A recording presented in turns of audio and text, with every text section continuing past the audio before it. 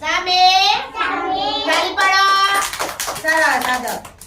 તો આજે શાના વિશે ભણવાનું? કુદરતી આફતો. કુદરતી બરોબર. ચલો કુદરતી આફતો કઈ કઈ?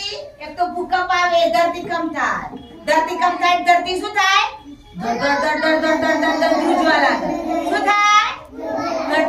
ધ્રુજવા લાગે. ધરતીકંપ થાય ધરતી ધ્રુજવા લાગે. મકાન પડી જાય એટલે આપણે ક્યાં જતું રહેવાનું? મમ્મી પપ્પા જોડે બહાર. રોડ ઉપર જતું રહેવાનું. ક્યાં જતું રહેવાનું? રોડ ઉપર.